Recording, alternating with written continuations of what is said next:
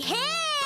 Ladies and gentlemen, welcome back to the YouTube channel. Thank you all so much for stopping by. We are back with another cosmology video, and we will be taking a deeper look into the Shinza Bansho verse. People have wanted me to cover this for quite a while, and now it's time to finally give you guys a very realistic scaling of this verse. I don't bullshit, I tell facts. Now don't get me wrong, I don't hate this verse by any means, but I don't overly love it. The fanbase isn't even bad itself if we're being completely honest. Nothing like the ONEPUNCHMAN or Dragon Ball fan base. Truth be told, Mari is really the only character I like from the series for reasons, but wait, hold on a second. Oh, no. Ren's pretty cool, and there's like a red-headed chick and couple others. I don't know every single character in the verse, but those are the first ones that come to my head. It's no surprise that if you watch my videos, we all know what the Masada verse is, so I don't really need to explain the whole entire lore. No, I don't need to introduce what it is. That's a better way of saying it. We all know what the Masada verse is. However, I do need to start off this whole entire video by focusing on the Mary route and the Ria route. Despite the Ria route 1 being considered by Masada the true ending, quote-unquote, of Desire, which would therefore imply that the Mary route 1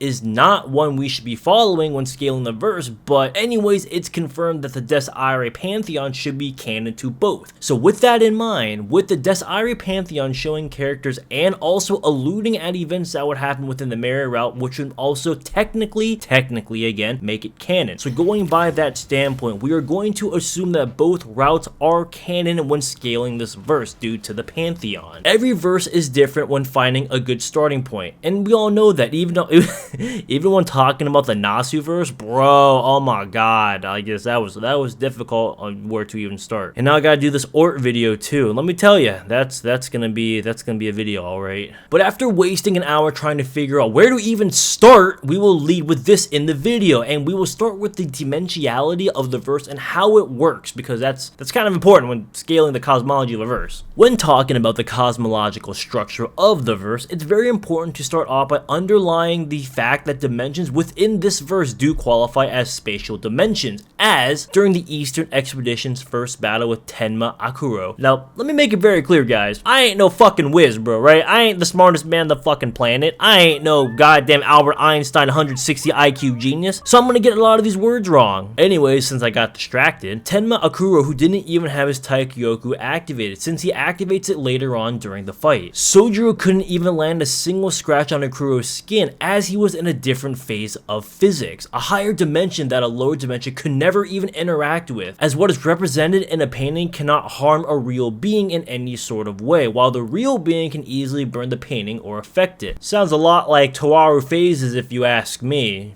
just saying. Which is even more supported by the fact that in the anime or series Desire, projections of beings from higher planes of existence are indeed described as higher dimensional. Now, in comparison to that, the lower planes of existence are compared as images or illusions that are just projections of beings from another plane of existence. So a good example of this would actually be Samael and Karl Kraft during the K route. Since we did just explain how dimensionality works within the verse, we need to move on to something that's more known in the series, which would be the Taikyoku. The Taikyoku is the law or the color that represents the absolute abstract principle of the cosmos, from which the entire universe is originated from. This includes things like duality, such as the yin and the yang. It is also divided into two types, Hado and Godo. While the latter allows its user to become the most independent form of life in the entire universe, standing beyond all concepts as an eternal being outside of all creation, the former allows its user to swallow up the entire universe into its own color, including all of the laws inside of it, in order to repaint the whole universe anew. One important thing to remember about when talking about all of this is that the laws that are able to govern are all kinds of concepts. So this includes everything like space. Yeah, I'll just say space for now. You get the idea. Oh, plus the Taikyoku is indeed the absolute law of the universe. Another important thing that we should talk about or understand better is that the scaling in this is due to the nature of the gaps that we are going to be talking about. Ryusui, while she was in Yako's world, stated that it was small, quote unquote, which contradicted the notion that said the world transcended the very concept of space. Yako explains to Ryusui that she felt this way because her mind had to identify something that goes beyond her comprehension. Now, this could easily refer to beings that have a beyond dimensional existence. Now, with saying that, it utilizes something that in her mind that she could actually then comprehend, which would be the dimensioned beings, or dimensional beings, sorry. Now, this will qualify that the gap itself is the creation and the Taikyoku as it's all in one gap, or singularity, whatever you want to call it, which would give it a genuine outerversal scaling already. Now listen guys, we already knew that the Masada-verse was at least outerversal. There's no denying that. Even as someone who like is not biased, wink wink, nudge nudge, slap slap, tap tap, it's pretty obvious that it's at least outerversal. Now I've done some videos talking about Mari, even Reinhardt in the past, but saying that these characters are at least outerversal is again very much true. I could totally agree to that. Yako then goes on and explains that this kind of gap repeats itself. So whenever a new color repaints over an already existing color, as he literally refers to the being who created the entire universe by repainting it over, it's also referring explicitly to the Taikyoku when making this statement. Yep, that sounds like Othinus and the True Magic Gods just slapping infinite phases one on top of each other, one after another. You got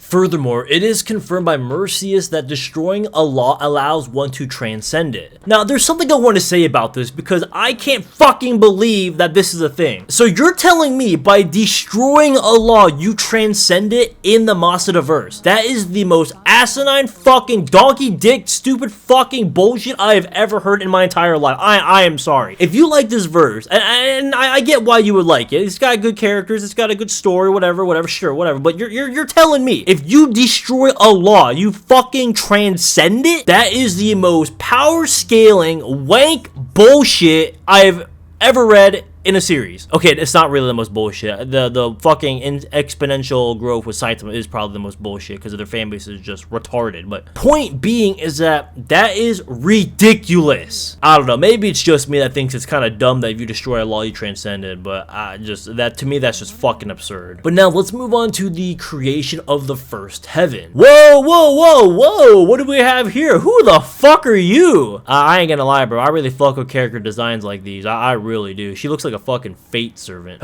Stay focused, we got a video to make. The creation of the first heaven is an archetypal realm that serves as the archetype for all future throne generations up to the 7th. It contains all possible dualities on a conceptual level and concepts itself, including ones like space and time. So long story short, just going off the creation of first heaven or whatever, wouldn't that be rated outerversal? Again, but we already knew this because most characters in the verse are outerversal. The reason why those kinds of concepts, I guess, will qualify for 1A, I guess, which would be outerversal again, is the fact that conceptual entities like Melusala are able to rule over everything that comes from their own concept. For example, Methelusa, I'm just calling her fucking meth chick, bro. Meth, that's her name. Meth, fucking drug addicts, bro. Is able to manipulate concepts such as the night because he embodies the dark. I'm fucking this shit up.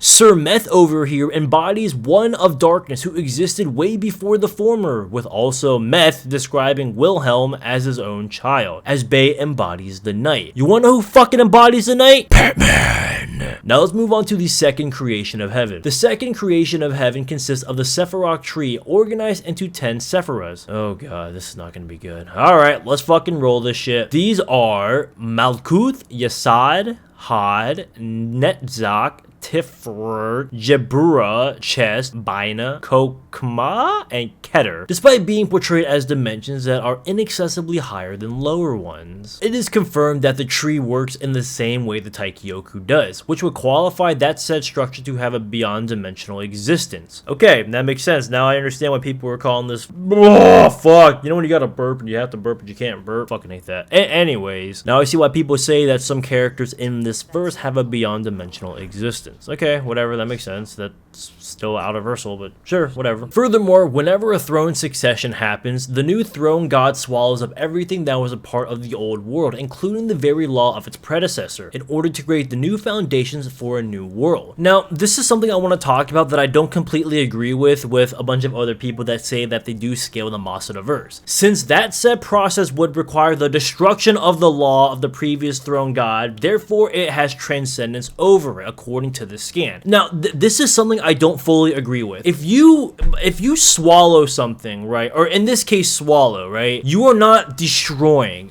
Those are two very, very different words which mean different things.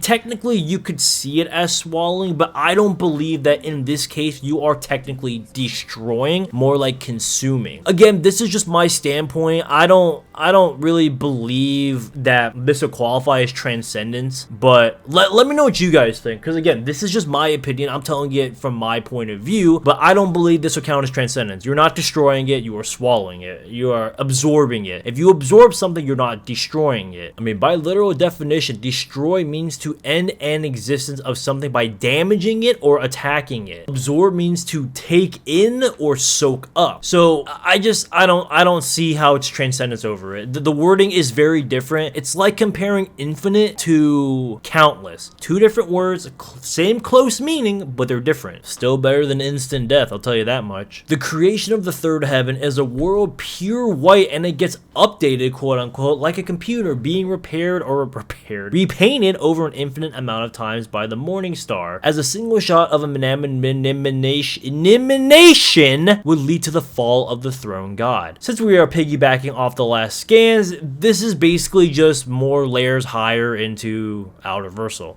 Long story short. Differently, the creations that came before this one, the creation of the fourth heaven holds infinite multiverses as its own domain due to the nature of Mercius being different from the previous generations, as his law doesn't revolve around the principles of good and evil, but rather on being able to experience the unknown, which makes parallel universes consisting of both temporal and spatial axes being born as a direct consequence of it. Time within those universes isn't a straight line, but rather a circle that traps everything inside of it, with a never-ending loop of birth and death. The chicken and the egg. Yes. Yeah, the egg came before the chicken. I don't care what you say. The third heaven and the fourth heaven also contains a cosmological structure made of infinite repaints stacked upon each other, with each one of the repaints being as big as the totality of the set of the repaints prior to Mercius's ascension to the throne, as his law swallowed all the past ones in a single repaint. Due to the nature of the throne's succession, and the fact that Mercius ended the third heaven, which would entail he transcended the morning star's law. God, I got fucking DC on the brain right now. Now, the creation of the fifth heaven. Honestly, nothing much to say about this realm. It holds infinite parallel universes thanks to inheriting the domain of the previous throne god, with said universes being infinite in size. Long story short, overall, thanks to the nature of a throne succession, the creation of the fifth and fourth heaven, well, the fifth heaven would just be even higher than the fourth throne, or the fourth heaven, whatever you want to call it. Again, nothing much to go over about this realm either, like the previous one. I mean, I guess we do have to mention that there are infinite universes that are infinite in size. I think I said that already. Maybe I didn't. I don't remember. Once again, due to the nature of throne succession, the creation of the sixth heaven will qualify for the same scaling as the previous heaven. So basically what that just translates to is that it's just higher, what is it? Higher out, high 1A? Is that what it is? Is that what? No. Yeah, high 1A, that's where we're at. But now let's talk about the Singularity. Oh yeah, there's still more. The Singularity is a realm that stands outside of creation, disconnected from everything within it. A gate to the Singularity is created by the clash of two hegemony laws, because the action of repainting over and over to the same point on a canvas creates a hole within it. Normally, the Singularity is infinite in size, but the depth of it varies as is equal to the strength of the throne god. To reach the base of the Singularity is to arrive at the Taikyoku throne. Progressing downward requires the repeated creation of successive holes or openings through the Singularity, identical in nature to the first breach. While the total number of openings needed is generally assumed to be infinite, it is ultimately scaled with the current depth of the one it's already traversed. Each hole, or layer in this case, inside the Singularity corresponds to a hierarchy of laws, which would be the Taikyokus of the past Hado gods, with said holes being infinite in size, which I did state earlier for the 5th heaven or something like that. I don't fucking remember. Now, again, I think I can admit it when I say that, yeah, this verse is high outerversal, and I can admit that. Like, I think with everything given here, everything presented, this verse would definitely scale to high outer. The Taikyoku throne is a realm that resides at the bottom of the Singularity. It's a kind of extra dimensional space that is the origin of the universe and everything inside of it, beyond the concepts such as time. In order to access it, one needs to have the same power as the throne god, otherwise he will be stuck forever in the Singularity. It's also described as the ultimate form of transcendence and the very apex of existence. The divine throne system is nothing more than an eternal, unchangeable mechanism that stands at the cause of everything itself. It's kind of an all-encompassing system in which the commandment of Shinza stands as the fundamental law. All of the throne generations are ultimately governed by this system, and even entities such as the throne gods, despite their ability to manipulate the throne itself, as seen for instance with Merceus expanding its domain from a single universe to an infinite spread of parallel possibilities, are still, merely instruments acting in accordance with the system's will. These guys are controlled by the system's will. You're still bound by your verse. You suck. Lastly is the Naraka. Naraka or Zero is the archetype of what the fuck is this word? Hegemony? Hegemony? Whatever. The being itself who emanated the curse of Amrita during the age of Zero and the enemy of Shinza. At the end of the journey, Mitra's comrades came into contact with Naraka and became part of it, eventually becoming a strange geometrically being who transcendently is superior to even the gods. It lies deeper than everything, forever unknowable and undescribable by any concept, word, or definition that the gods would like to try to apply to it, as Naraka is just beyond all trivial things. Well, it's really funny we say that, because it's trying so hard to be the root from the Nasu verse that it just can't, because the Naraka still has a fucking name. If it was really all so powerful, and if it was really above everything, it wouldn't have a fucking name to describe it. Like, the root itself is literally just fucking blank. There's nothing there to describe it. So yeah, Nasu outscales. Sorry. Actually, not sorry. Eat shit, fuckers. So let's run over everything that I previously talked about. And I'll be honest with you guys, I learned quite a bit from this actually. And I do have a little bit more found respect for the verse and the fan base, even though they're a bunch of fucking idiots sometimes. I used to make fun of these kids, but now I see why they would rep this verse. The verse can easily be scaled to high 1A. Totally agree. However, I do need to add that this verse, again, is not at the same level as Nasu or Umineko. Yes, it is a strong verse, but this verse does not come close to Nasu or Umineko. They are leagues inherently, infinitely above Shinza Bansho. Now look, I know I said that the Shinza Bansho has infinite layers in the high outer, but after doing a little bit more research, I just need to like take a step back and think about this and ask logically, because like it kind of doesn't make sense when you really look over it. I know what I said in the video. I know I said they had layers above an infinite high outer or whatever, but like I really took a step back. I looked over everything again, and then now I have a question, because I don't think that Shinza Bansho is 1S, 1T, or boundless, and let me explain why. Overall, that it still has a high outerversal rating, but it's not infinite layers, just high outer. But let me explain why.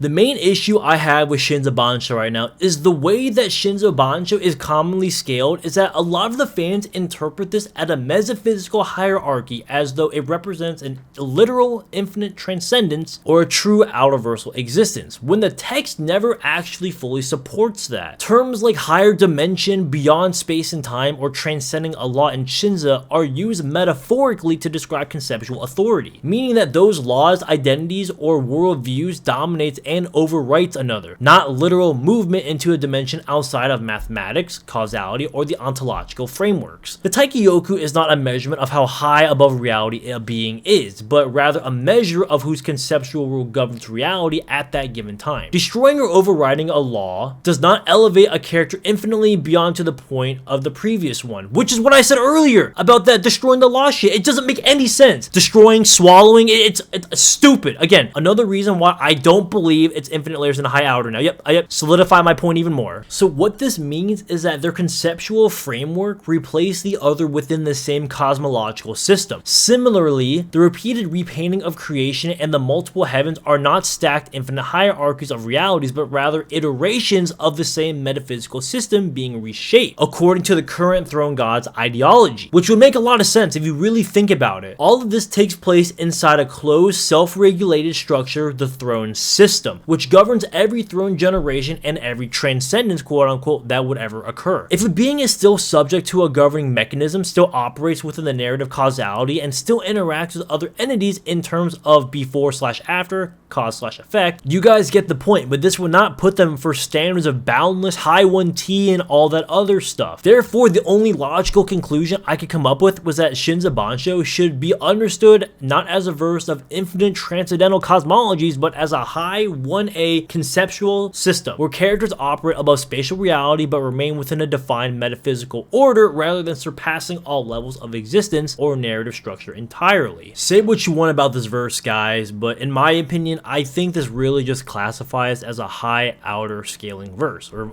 high outer series. Don't get me wrong though, I mean the verse is cool and everything, but I just don't believe that it's at the same level as Umineko, Nasu, or even Persona for that matter. So in conclusion, respectfully, I would just put this verse at high outer versal, nothing more. Going based off everything I've redone and reread and everything, it just makes the most sense to me. But yeah, Mari Souls, all of Dragon Ball. Saitama was a fucking bitch, and yeah, I'll see you guys in the next video. Peace.